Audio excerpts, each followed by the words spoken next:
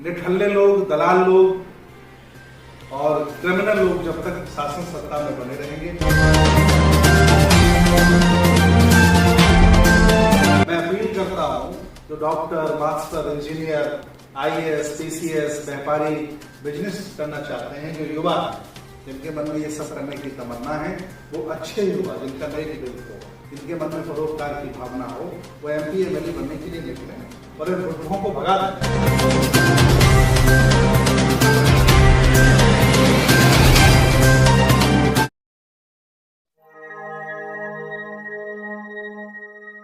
Fan Ambedkar team में आप सभी का स्वागत है। मैं हूं फलजिंदर रतू और आज की मुलाकात में हम आपके साथ बहुत ही खास शख्सियत है हमारे साथ, परम पूज्य बौद्ध भिक्षु बनते सुमित रतन जी।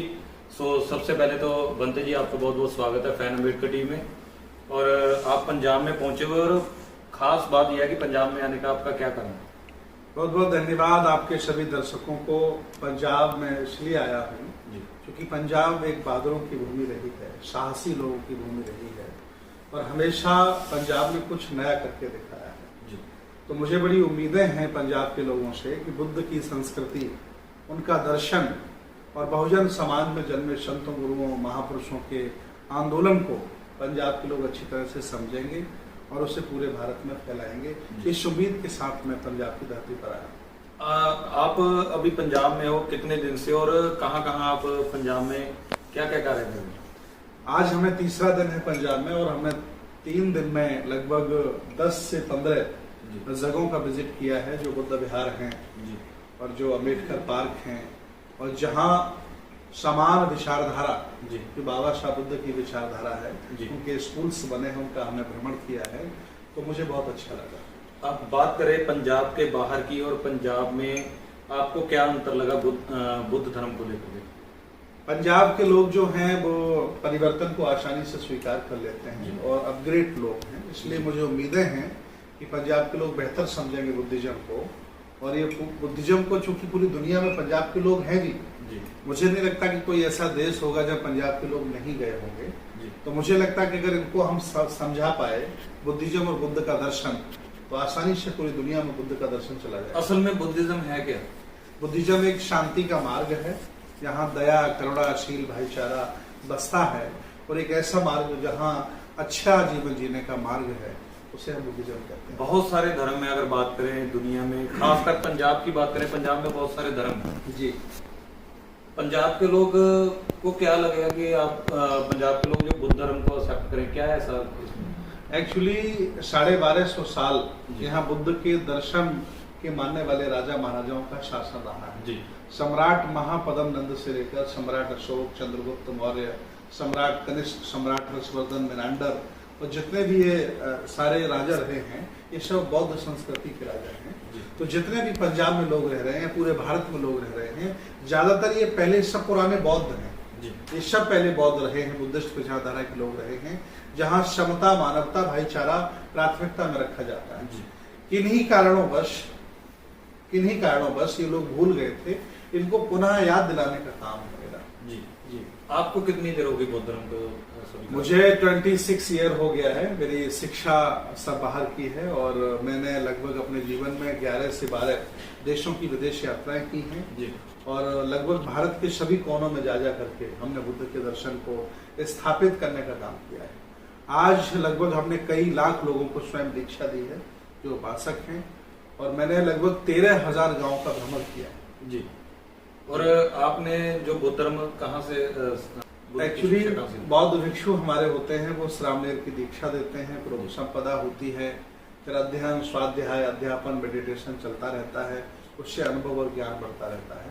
तो हम लोगों का काफी लंबा अनुभव है, 26 साल हो गए हैं जीवन में, तो बहुत लोगों को सिखाया है और बहुत लोगों को अभी भी सिखाया। 26 साल में आपको तरह तरह के लोग मिले होंगे जी। कैसा लगा लोगों को मिलके? कैसे लोग जब बुद्ध धर्म को अपनाते हैं तो कैसा क्या वक्त, मतलब वहाँ का जो माहौल होता है? देखिए, जो संसार से दुखी व्यक्ति है, चाहे वो धन से हो, चाहे परिवार से हो और चाहे संसार की अन्य वस्तुओं से हो, अगर उसके पास दुख है, तकलीफ है, समस्याएं हैं और हमें वो संपर्क करता है, तो लगभग हम उनके सब दुख खत्म कर देते हैं और उन्हें एक अच्छा मार्ग बताते हैं। और हम समझाते हैं कि संसार परिवर्तनशील है, यहाँ सब कुछ बदल रहा है, कोई सुंदर नहीं रहा, कोई जवान नहीं रहा, कोई बूढ़ा नहीं रहा, कोई अमीर नहीं रहा और कोई गरीब भी नहीं रहा जी। जब इस बदलती हुई दुनिया में आप क्यों दुखी हो रहे हैं? जब आप भी नहीं इस संसार में रहेंगे तो दुख का कारण क्या है? तो लोगों की समझ में आता है। और ये बुद्ध की विचारधारा बुद्ध की ही अकेली नहीं है, यहाँ हजारों संतों गुरुओं की विचारधाराएं शामिल हैं, जैसे संत रविदास, संत कबीर, इन सब लोगों की विचारधाराएं उसमें समाहित हैं। और स्वयं कहा था सदगुरु रविदास जी ने, ऐसा चाहूं राज में जहां मिले सबन को अन्न, छोटे बड़े सब संग बसें, रहे रैदास प्रसन्न। ये बुद्ध की विचारधारा ही है। तो हम भी संत रविदास को, संत कबीर को एक कह सकते हैं कि बोधिसत्व की उपाधि देते हैं और इनका बहुत सम्मान करते हैं। अगर बात करें अभी हाल ही में, जैसे अब पंजाब में, और पंजाब से एक आंदोलन शुरू हुआ है, किसान आंदोलन जो भी चल रहा है, दिल्ली में लोग बैठे हुए हैं और आप भी काफी लंबे समय से वहां पे, और आपके साथ बातचीत हुई थी हमारी जी। आप कितने दिन से आंदोलन में?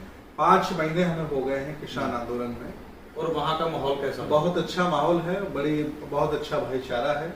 मैं तो धन्यवाद देता हूँ इस आताताई बीजेपी सरकार को, जिसमें हम दूरी बनाए हुए लोगों में आपस में मित्रता हुई, हम साथ साथ बैठते हैं। और हमारे वहाँ पहुँचने का एक फायदा ये सबसे बड़ा हुआ है कि जो सिख और अन्य कम्युनिटी के जो किसान थे, वो ये जानते ही नहीं थे कि बौद्ध धर्म क्या होता है। जब हमने वहाँ प्रवेश किया तो उन्हें पता चला। पहले हमको वो बाबा कहते थे, जैसे पंजाब के लोग सभी बाबा कहते हैं। जब उनको हमने समझाया कि हम बाबा नहीं, हम बौद्ध भिक्षु हैं, हम बुद्ध के अनुयायी हैं, हम लोग नमो बुद्धाय जय भीम करते हैं, अब लगभग देश भारत के सभी किसान और सभी किसान नेता जानते हैं कि हम क्या हैं। जी। बनते जी, अगर बात करें बुद्ध पूर्णिमा के दिन ही जो किसान जो आंदोलन चल रहा है उसमें वो काला दिवस मना रहे हैं, कुछ रैलियां कर रहे हैं, आपके इस रिलेटेड कोई अगर बातचीत हुई? किसान नेताओं से हमारी बात हुई है, टिकैत से बात हुई, मिस्टर चड़ूनी जी से बात हुई। हमने उनको सूचित किया, अवगत कराया कि प्रकाश उत्सव गुरु नानक जी का हम सब लोग मनाते हैं जी। और उसी दिन अगर कोई काला दिवस मनाए तो आपको कैसा लगेगा जी। और बुद्ध तो पूरी दुनिया में शांति, करुणा, दया के अग्रदूत हैं, और उनके जन्मदिन पर आप काला दिवस मना रहे हैं।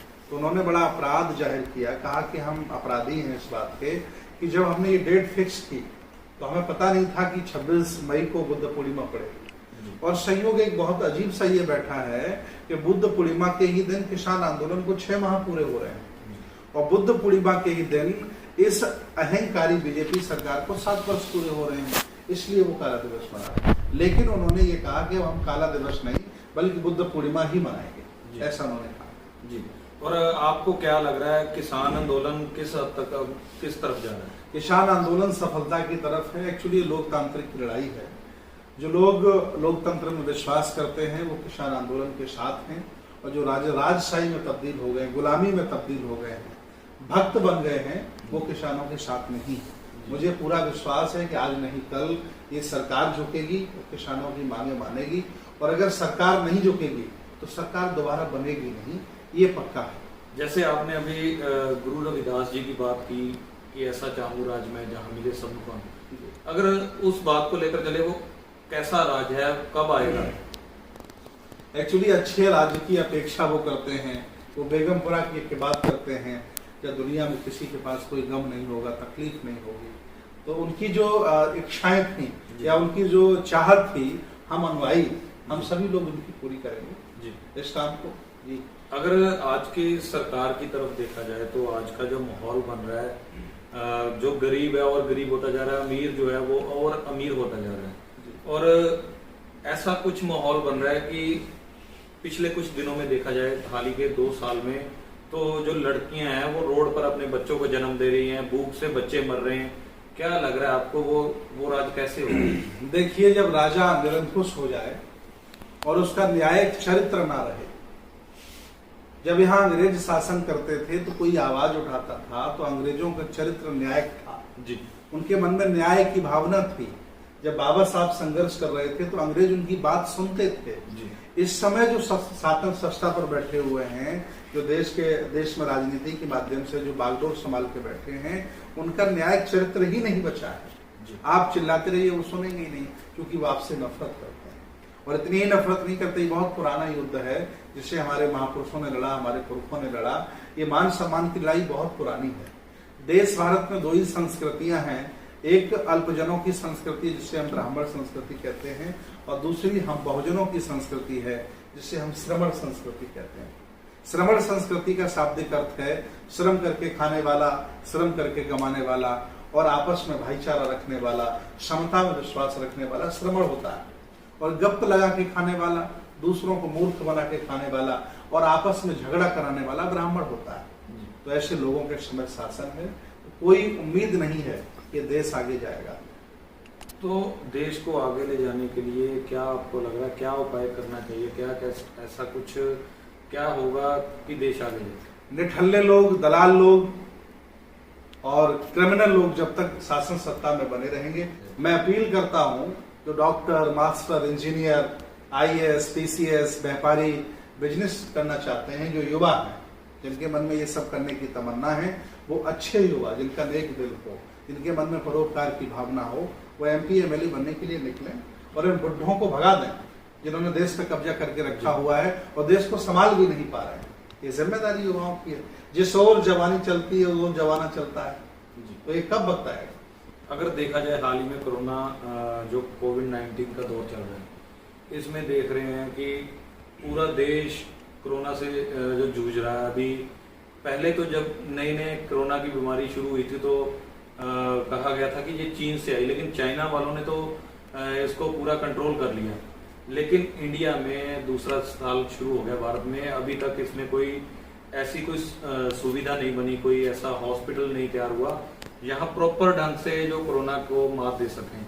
कोई ऐसी अगर बात करें कोई शिक्षा का म्यार कोई इतना अच्छा नहीं चल रहा है कि जिससे बच्चों को एक समान कोई शिक्षा दी जाए, हर वर्ग में देखा जाए, सेहत में और शिक्षा के माध्यम में। तो सीढ़ी जैसे चढ़ती है ना, उस हिसाब से ये पड़ाव है। क्या ऐसा क्या लग रहा है इसमें? देखिए, शिक्षा और चिकित्सा जी और मान सम्मान और अधिकार जी ये सभी लोगों को मिलने चाहिए। सबका अधिकार है, ये फंडामेंटल राइट है भारतीय संविधान के तहत। अगर नहीं मिल रहा है तो जो देश भारत के संविधान के तहत शासक है जी वह नाकाम है, वह निष्काम है, और उसकी जिम्मेदारी बनती है कि वो इस पद को छोड़ दे, त्याग दे, ताकि कोई जिम्मेदार व्यक्ति, बेहतर करने वाला व्यक्ति बागडोर संभाले, ताकि देश को बचाया जा सके। अब कुर्सी के लिए देश खत्म कर दे, इससे ज्यादा जाहिलपन तो कोई हो नहीं सकता है जी। तो मैं अपील करता हूं, इन लोगों को शर्म हो तो ये देश छोड़ें और दूसरे लोगों को देश दें, को चलाएंगे देश, अगर इनसे संभल नहीं रहा है तो। जी, एक अहम सवाल मैं आपसे करना चाहता हूं किसान आंदोलन को लेकर के। कोरोना काल में बहुत सारे वीडियोस वायरल हो रहे हैं जिसमें लोगों को दिखाया जाता है कि कोरोना से इनकी मौत हो गई। क्या लग रहा है आपको कि किसान आंदोलन में इतने लोग इकट्ठे हैं, बाकी जगह पर ये लॉकडाउन लगा रहे हैं कि मतलब लोगों को इकट्ठा नहीं होना, इनसे बचाव करना कैसे है, लेकिन वहाँ इतने लोग इकट्ठे हैं। क्या लग रहा है आपको कोरोना से वहाँ पे कोई कोरोना है, कोई वहाँ पे ऐसी कोई मौत हो रही है वहाँ पे? देखिए, किसान आंदोलन में पहली बात तो इसमें बहुत भीड़ ज्यादा नहीं है, सारे लोग घरों में पैक हैं, लॉकडाउन लगा हुआ है और इस समय कटाई चल रही है, खेत कट रहे हैं, लोग अपना गन्ने की बुवाई कर रहे हैं। लेकिन जितने लोग हैं वो मास्क लगा रहे हैं, सैनिटाइजर लगा रहे हैं, कोई किसी भी तरह की कोताही नहीं बरती जा रही है। और दूसरा, हम आपको बता दें कि कोरोना से लोग ज्यादा नहीं मर रहे हैं, कोरोना के भय से मर रहे हैं, और ये सरकार प्रायोजित करके भय फैला रही है। मैंने लगभग सैकड़ों लोगों को फोन करके बताया कि आप डरना नहीं है, अगर डर गए तो मर जाओगे। कोरोना इतना पावरफुल नहीं है, ये खांसी जुकाम वायरल का बड़ा भाई है, इतनी बार डरने की जरूरत नहीं है। तो लोगों ने अमल किया, जाने कितने लोग कोरोना से वापस आ गए, नेगेटिव हो गए, और जो डर गए, घबरा गए, अस्पतालों में चले गए, उनको न कोई देखता है, न कोई इलाज उन्हें मिलता है, और बेचारे वो मारे जाते हैं। जी। और लास्ट में जो ये दर्शक देखते हैं फैन अम्बेडकर टीवी को, आप अपनी तरफ से क्या मैसेज देना चाहते हैं? मेरा यही संदेश है आप सभी लोगों से कि आप अपनी शिक्षा पर ध्यान दें, आप अपने संस्कारों को बेहतर करें, आप अपनी संगतियों को सुधारें और एकता के साथ रहें, और महापुरुषों के आंदोलन की सुरक्षा के लिए आप सभी लोग संघर्ष करते रहें। खाना कमाना ही जीवन नहीं है, महापुरुषों की शिक्षा और उनकी विरासत की रक्षा करना भी जीवन का बहुत बड़ा हिस्सा है। बहुत बहुत धन्यवाद, बहुत बहुत साधुवाद। आपका बहुत बहुत धन्यवाद। Thank you. जय भीम, नमो बुद्धाय, जय रविदास। ये थे हमारे साथ बहुत भिक्षु परम पूज्य बनते सुमित रतन जी। इसी तरह नई खबरें देखने के लिए फैन अम्बेडकर टीवी को सब्सक्राइब करें, लाइक करें, शेयर करें, कमेंट करें और कमेंट्स में अपनी राय जरूर दीजिए इजाजत। धन्यवाद।